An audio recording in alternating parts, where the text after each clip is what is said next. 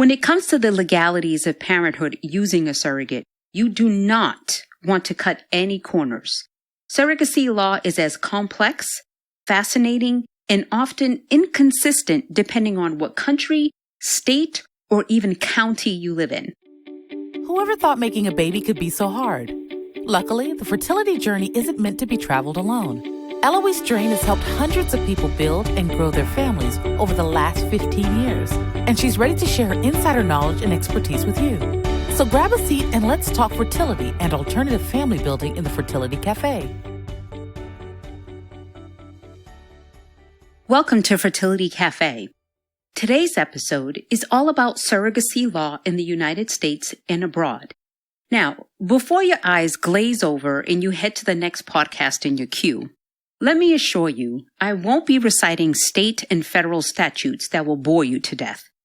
But what I will cover is what you need to know about how to avoid legal troubles when pursuing surrogacy, along with the particulars of laws in the U.S. and abroad. I'll tackle questions like, what makes Ukraine such an attractive destination for surrogacy? And what does Gloria Steinem have to do with all of this? Where in the world can LGBTQ couples safely and legally become parents via surrogacy? And why did it take 19 years for one couple to be finally recognized as the legal parents for their twin daughters? If you're thinking about being a surrogate or becoming a parent via surrogacy, this episode is a must listen. When it comes to the legalities of parenthood using a surrogate, you do not want to cut any corners. Surrogacy law is as complex, fascinating, and often inconsistent depending on what country, state, or even county you live in. Let's get started. There's a lot to cover here, so we'll just dive right in. Let me start with a broad view of just how varied laws on gestational surrogacy can be and how complex the issues can be. Allow me to paint a picture of the extremes. At one extreme, people who are 100% against surrogacy believe that it's the equivalent of paying someone for an organ on the black market. They fear that women will be exploited, will agree to carry a child out of financial desperation, and will be used by wealthy families who care little about the inherent risks involved with surrogacy. Fetuses will become property to be fought over in courts, and the miracle of birth will be reduced to a commercial transaction. Let's just clear the air right off the bat. This is not how ethical surrogacy goes. Not in the United States, not in Europe, and really in other parts of the world, at least today in the year 2020. Any surrogacy law should, and typically does, prevent this nightmare scenario at all costs. Problems do arise in countries where there is no regulation at all, which is something all intended parents need to be aware of when choosing where to pursue surrogacy. In a country with a free-for-all type of situation, all sorts of problems can and have developed. Unchecked commercialization of surrogacy quickly makes the process become more about the money than the lives involved. We'll take a look later in the episode specifically about the history of surrogacy in India, where lack of regulation became such a problem that the pendulum swung all the way to the other extreme, with the government essentially outlawing surrogacy altogether. Now, as I said earlier, there are two extremes to this issue. The other extreme, in my opinion, is not necessarily an outright ban on gestational surrogacy, although this is definitely problematic. What I see most often is poorly thought out or overtly discriminatory regulation. For example, too much regulation can, and does, hinder amazing people from becoming parents via surrogacy. Many countries and states make it impossible or extremely difficult for same-sex or unmarried couples or for individual intended parents to enter into surrogacy agreements. Some countries like the UK and Australia outlaw compensated surrogacy, meaning an intended parent must find a compassionate or altruistic surrogate. While not impossible, this law makes a successful surrogacy journey much more difficult to achieve and often sends intended parents searching for surrogates abroad at great expense and increased risk. All of this leaves us asking, what's the middle ground? I believe the answer lies in clear, comprehensive laws that answer three basic questions about gestational surrogacy. Is it safe? Is it legal? Is it ethical? Any law regulating surrogacy must first and foremost protect the women who choose to become surrogates. There are inherent risks with any pregnancy, and when you add in the possibility of failed IVF cycles, multiple viable fetuses, and the emotional strain surrogacy can take on someone, this becomes a very big ask. The women who are drawn to surrogacy are unique in their selfless generosity and are very literally carrying another parent's hopes and dreams. Surrogacy laws must protect these women to the greatest extent possible, while also honoring the rights of the intended parents. Shortly, I'll talk about the laws that are currently in place that protect surrogates, and conversely, how a lack of legal protections can result in the worst possible outcome, exploitation. Before we dive into the specifics of case law and statutes in the United States and abroad, I'd like to outline the basic structure of a legal, ethical surrogacy arrangement. Just thinking about the legalities behind surrogacy can make your mind swim with questions and worries. What if the surrogate suddenly decides to keep the baby? What if her life is at risk and she chooses to terminate the pregnancy at the advice of her doctor? What if the baby has a high likelihood of being born with a debilitating disease or disability? Can the intended parents ask the surrogate to terminate that pregnancy? Can she refuse? What if the intended parents break up at some point in the often lengthy process? Who gets custody when the child is born? It's a lot to consider. Can you even imagine trying to navigate all this without clear legal guidelines in place and a skilled attorney in your corner? It would be really, really messy, if not totally impossible. Here's the good news, though. Gestational surrogacy has become a common practice in many countries, and there are legal regulations in many places that make sense and protect all parties involved. There are also many people who have gone before you, paving the way with case law, ethics committees, and legal precedents. Also, just to touch on real quick about surrogates trying to keep the baby. That is not a common practice. There are more cases of parents not coming back for their children than there are surrogates trying to keep somebody's child.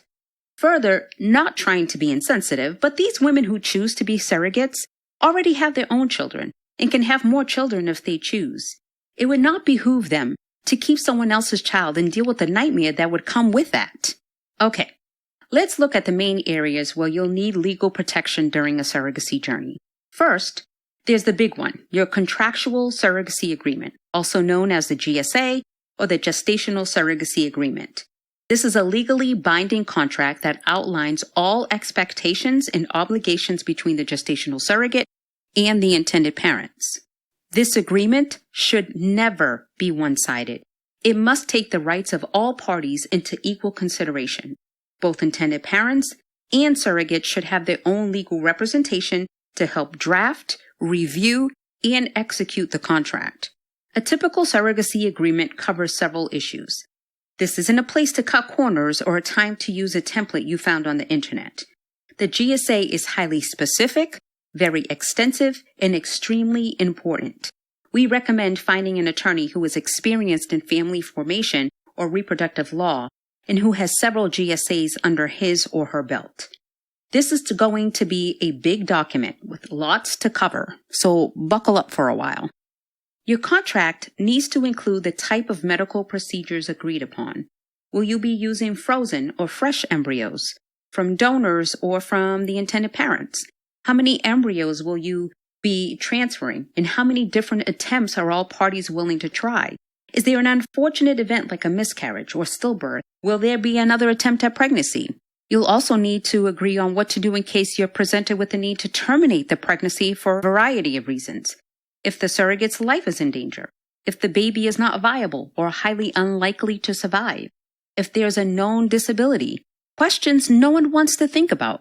But these are absolutely vital answers to have before you're faced with a heart-wrenching decision.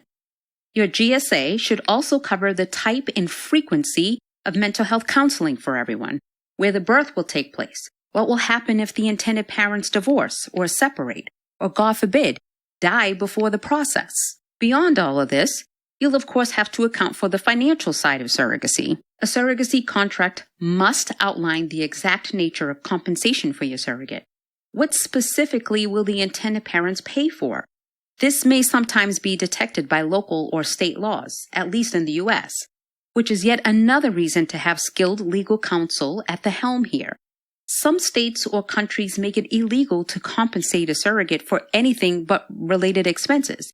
Others allow you to pay a fee for the surrogate's time and commitment. Typical types of compensation include payment of direct and related medical expenses, but they can also include miscellaneous expenses like a monthly allowance, travel reimbursement, living expenses, or the cost of lost wages.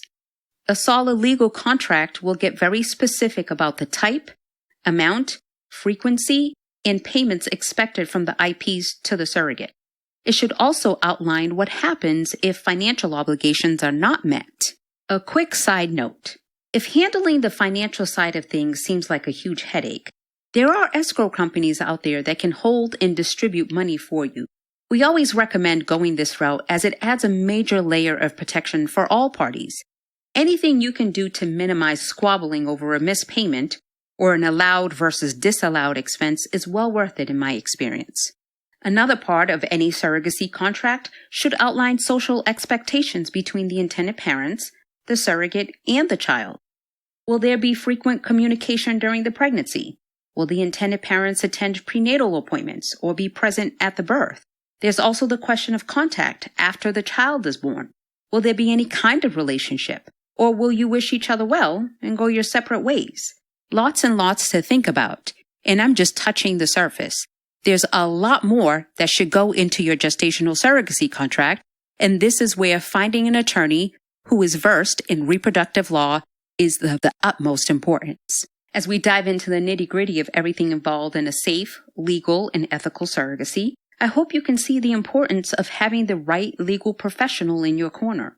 And we haven't even gotten to the question of legal parenthood yet. Let's tackle that one next.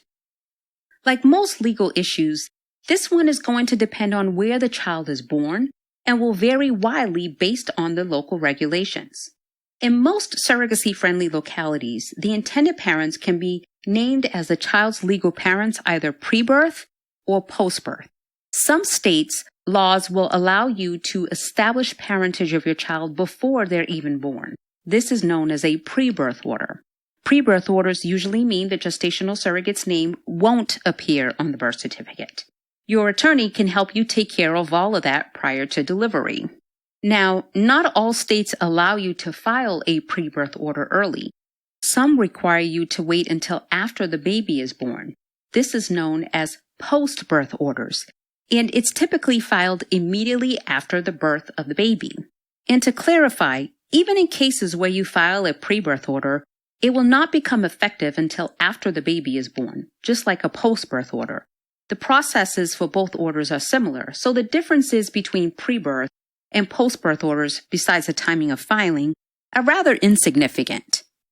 Also, in some situations, some states may not allow you to complete either a pre-birth or post-birth order, and you must complete an adoption. It could be a second-parent adoption or a single-parent adoption. Again, the law in the state in which the child will be born will determine with how the order will be recognized. That's why it's vital to understand how laws can vary and to ensure you have legal counsel that knows what they are doing. Your attorney will help you determine what course of action you need to take.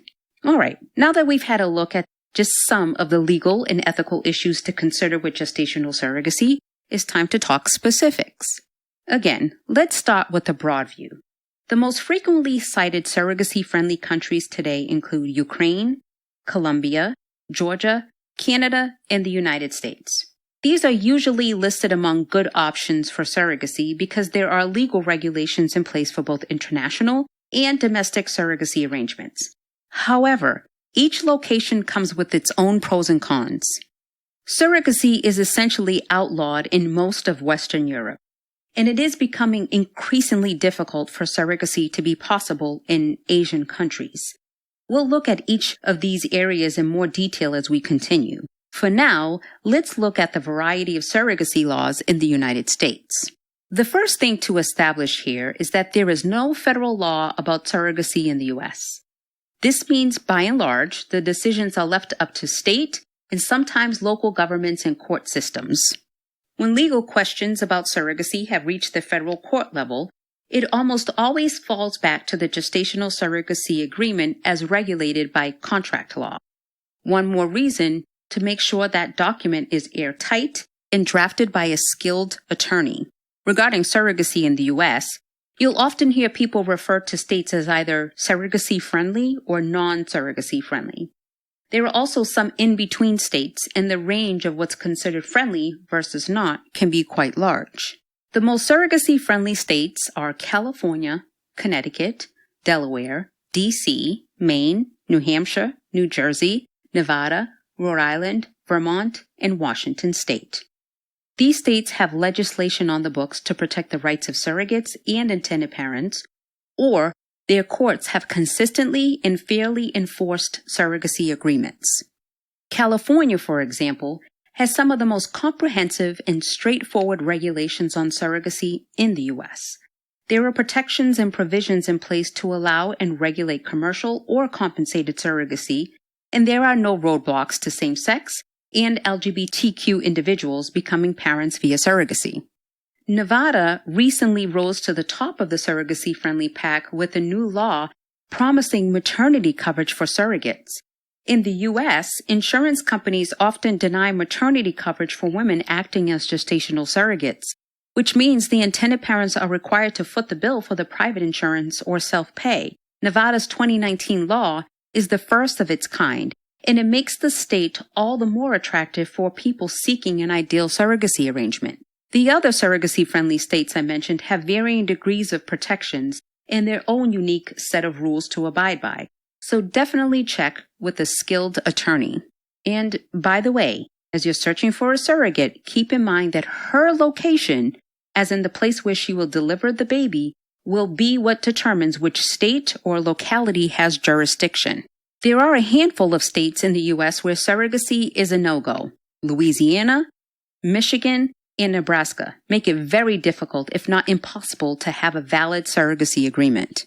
In Louisiana, for example, gestational surrogacy is technically legal under very specific circumstances. Only heterosexual, married couples who use their own genetic material, egg and sperm, are allowed to enter into legal surrogacy agreements.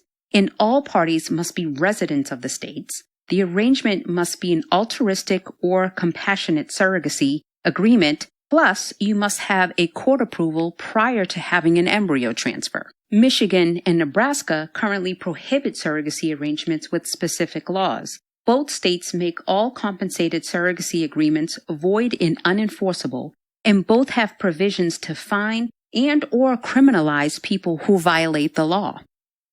I also wanted to bring up New York cases, as it has been an extremely interesting state to watch this issue on.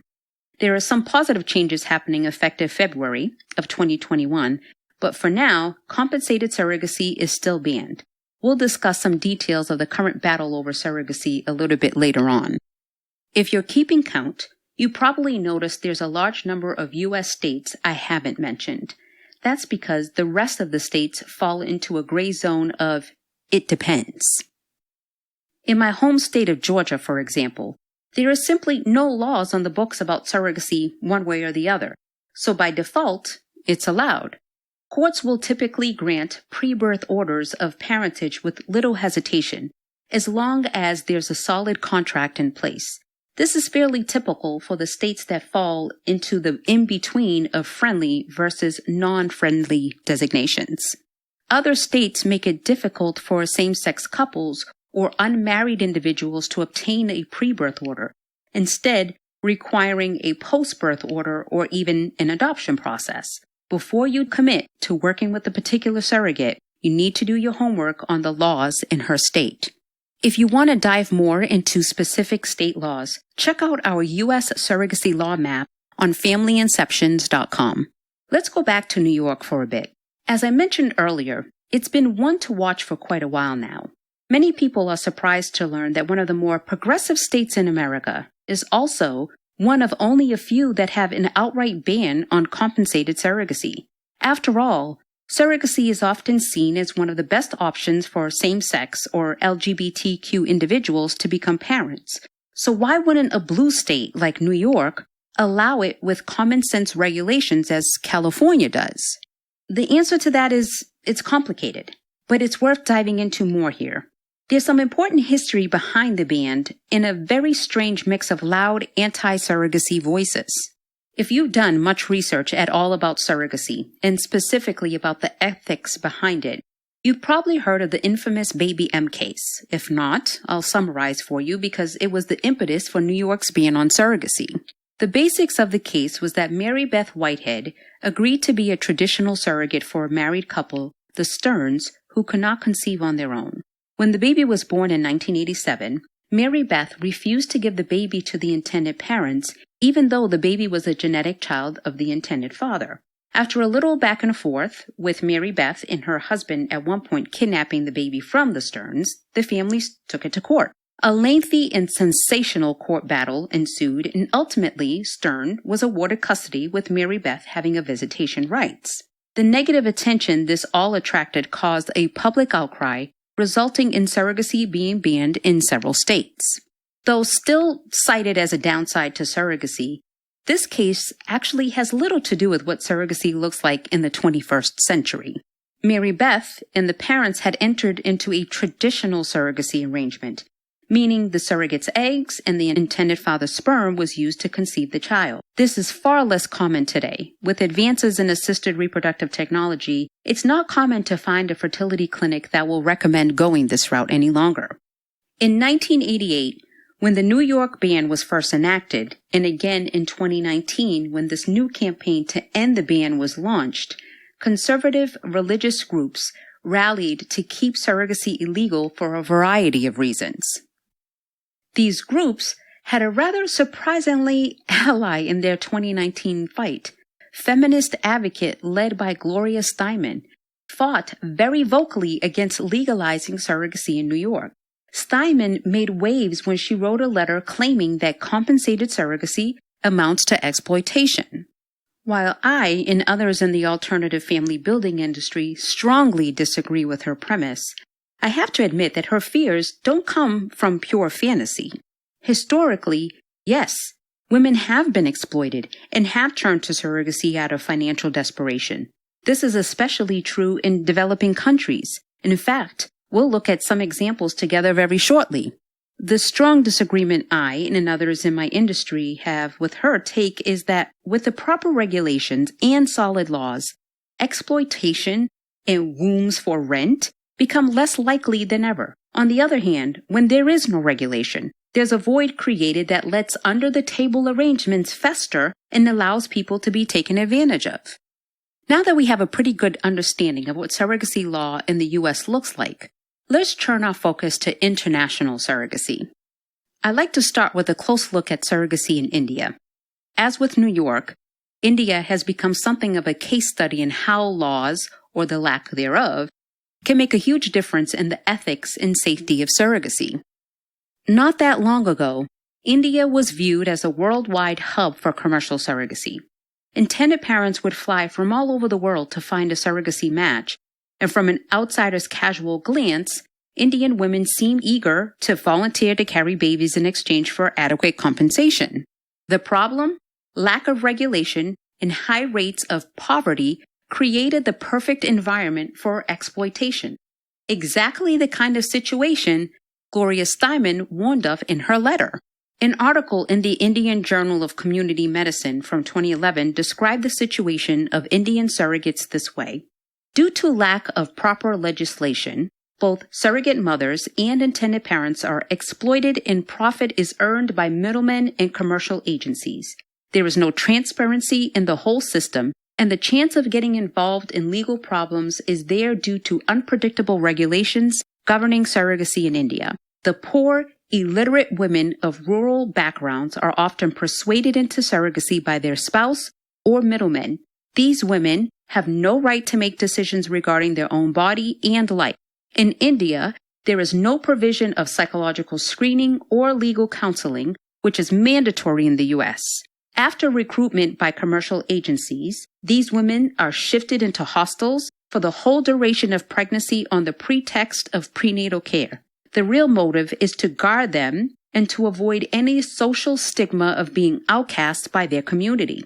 The worst part is that in the case of an unfavorable outcome of pregnancy, a miscarriage or stillbirth, for example, they are unlikely to be paid, and there is no provision of insurance or post-pregnancy medical and psychiatric support for them. A complete nightmare scenario. This unregulated commercial surrogacy industry became such a problem that in 2013, the Indian government finally decided to make commercial surrogacy all but impossible, essentially shutting down what was once at almost $3 billion industry. Today, it's illegal for foreign intended parents to pursue surrogacy in India.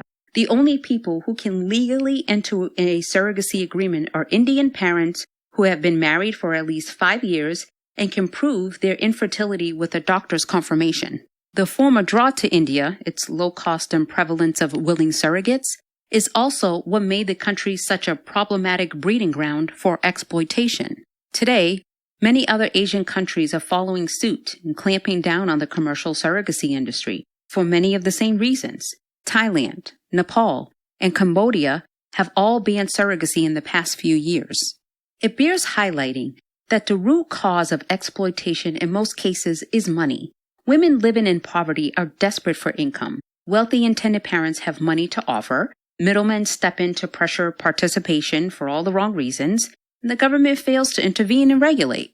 I want to be very clear about something here. Safe, legal, ethical surrogacy and financial desperation or poverty do not mix. It's why here in the States and in countries with well-regulated surrogacy laws, surrogates must be financially stable before qualifying to be a surrogate. Are they motivated by the monetary compensation at all? Of course. Many of our surrogates are able to fulfill incredible financial goals because of their choice. Dream family vacations, a down payment on their forever house, an educational fund for their children, for example. However, surrogate compensation should never be the primary means of putting food on the table or clothing one's own family. And the money should never be the primary motivation for a woman to become a surrogate. First and foremost, surrogacy is a calling and an act of selfless service to others. That being said, it's important to recognize how the issue of compensated surrogacy can easily turn exploitative in developing countries where poverty is widespread. So of course the question is, where can intended parents turn to find safe, legal, and ethical surrogacy options? It depends. If you are in a married, heterosexual relationship, you will have several more options. If you are an LGBTQ couple or individual, you're limited to only a handful of places to turn. Hopefully, these options will widen in the not-so-distant future. But for now, let's focus on what is possible.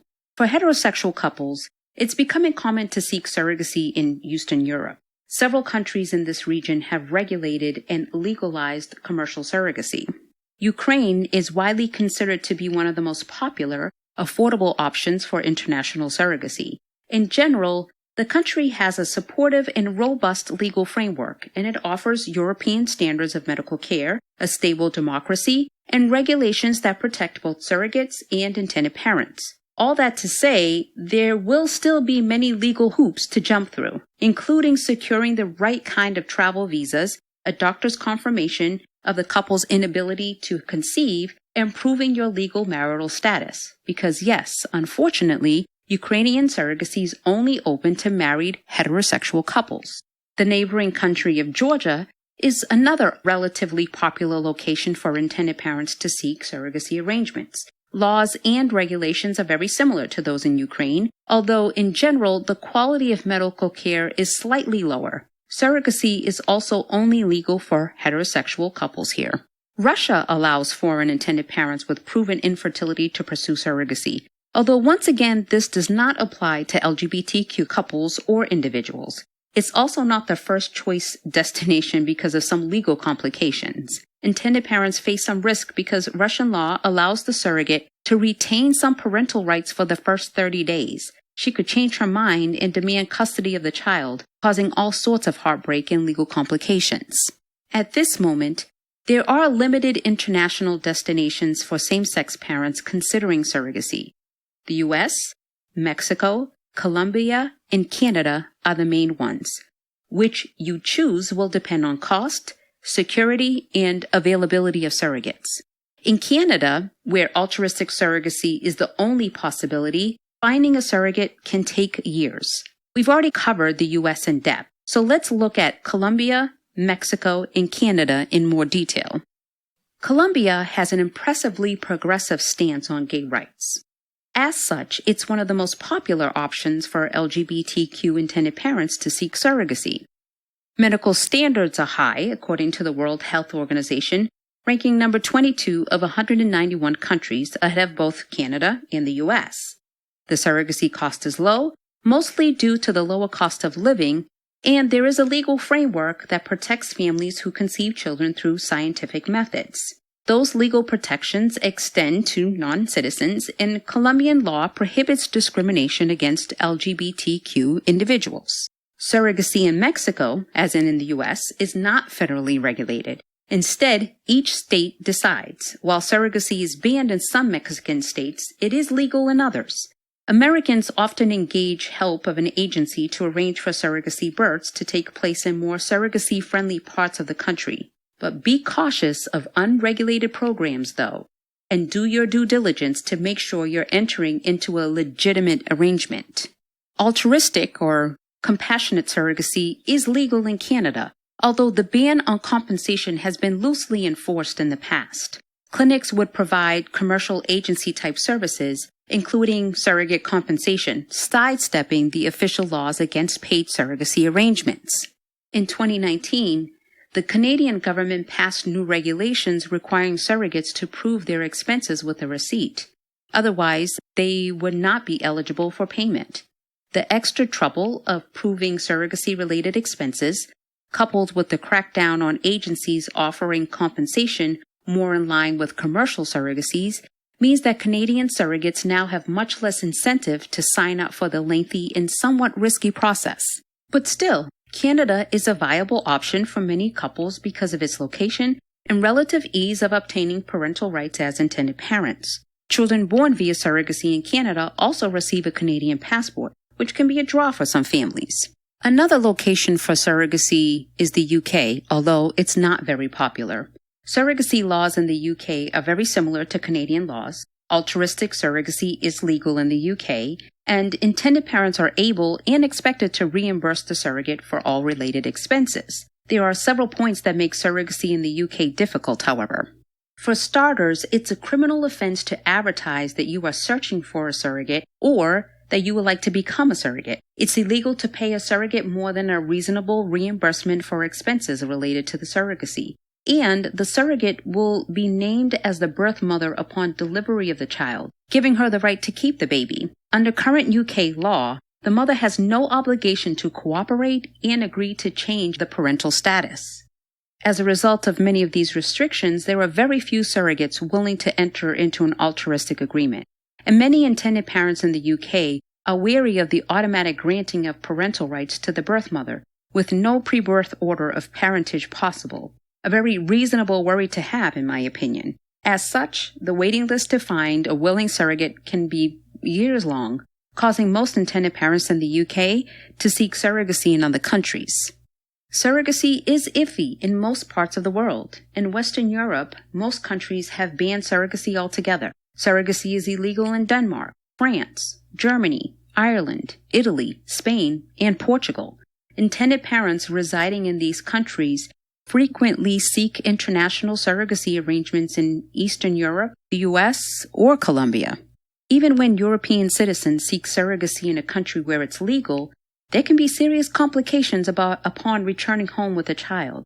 Just last year, a story hit the news about a French couple finally gaining official recognition of their twins born via surrogacy 19 years later. The twins were born to a surrogate in California in 2000. France banned surrogacy to prevent the human body from becoming a commercial instrument. And the act itself is punishable by 1 year in prison plus a €15,000 fine. Back in 2000, when the couple returned to France with their twins, plus a pair of fresh American birth certificates, naming both intended parents as the legal parents, The government suspected there had been a surrogacy arrangement and refused to file the certificates as they were. Because the surrogacy took place on foreign soil, the parents were not jailed or fined, but the government also refused to recognize the intended parents properly. Then until 2019, 19 years later, an appeals court finally ruled in favor of the family, recognizing the parenthood of children born via surrogacy abroad. That's a long time to wait in limbo. While stories like this makes waves every once in a while, just know that for every legal complication, there are hundreds of successful surrogacy stories that remain unseen. If you do your homework, consult the right professionals, and cross all your T's, you'll be on the right track. The legalities and ethics of gestational surrogacy are far-reaching and weigh heavily on every hopeful parent considering surrogacy. My best advice is to get the right people in your corner. A reputable agency can help guide you toward the best decision for your unique situation. An attorney specializing in reproductive law will be your greatest asset. Whatever you choose, know that in the end, it will all be worth it. I hope the information I presented here has helped you make sense of some of the laws behind surrogacy. For more information, check out our resources page on thefertilitycafe.com. Thank you so much for joining me today. I'm Eloise Drane. Remember, love has no limits. Neither should parenthood. Thank you for joining us in the Fertility Cafe. Whether you're an intended parent, a woman considering egg donation, thinking of becoming a surrogate yourself, or a friend or family member of someone dealing with infertility, we're here to help. Visit our website, thefertilitycafe.com, for resources on fertility, alternative family building, and making this journey your own.